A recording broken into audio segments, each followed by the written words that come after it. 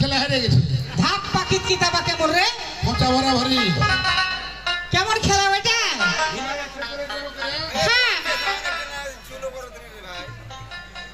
কি হলো রে? চোখ মাছিস না চোখা পোকা বলে তো? এ দেখ একটু রে, তোর চোখ জল আছে। যদি না বাড়িতে সাপ বললে কি হলো বল?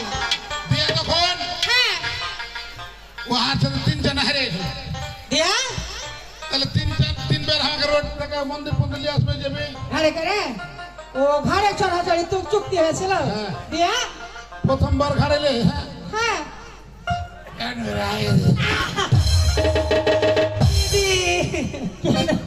এই থাক, ছোট কালকার কথা বলতে হয় না। তুই মা কেমন আছে রে? মা খুব ভালো আছে। তো হারকে তো বাড়ি আসছিস মেলা দিন পর, তোর কি মন খাচ্ছে চাইছে বলতো? কি মন খেতে চাইবে তুমি জানো না?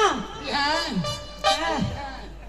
বিহান এত কাছে ওকে জানছে যে এখন কি ছোট হয়ে আছে, ছড়ি লাই খেয়ে যায়নি? কে জানছে যে হেডলাইটের কাছে চলে গেছি। হ্যাঁ তো বল। এ হ্যাঁ বল না, এবারে বড় হতে হতে একবার এরকম হয়ে বেড়ে গেছে। হ্যাঁ রে, এই যে কিছুদিন আগে বলারিস খাওয়া ধরেছিল, ওদের শরীরটা ফুলে গেছে। শুধু বলারিস নাই, কি রে? কেন তুমি যেটা খাও সেটা কও না কেন? আচ্ছা না আলু সস্তা হয়ে যাওয়ার পরে বলছি যে তুই 1.5 কেজি করে আলু খা। দাম বেশি। কেন তুই আলুর ভর্তা খেতে ভালোবাসিস? বাসি বাসি দিয়ে এত বড় এক কাড়া দিতে আচ্ছা হবে। বল।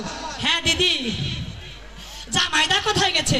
ও তো জামাই দাদা হ্যাঁ? মেম্বারি করে তো কাউন্সিলে গেছে, চল আসবে।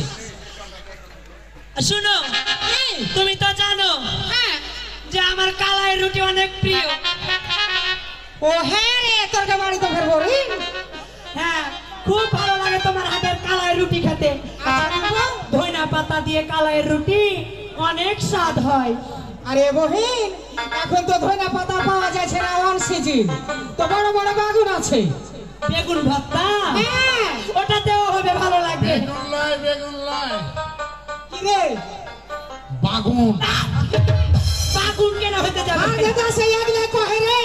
ও বিষয় হলো কি, আমাদের এই সাইডের লোক বেগুন বলে, কেউ বাইগুন বলে আঞ্চলিক ভাষা।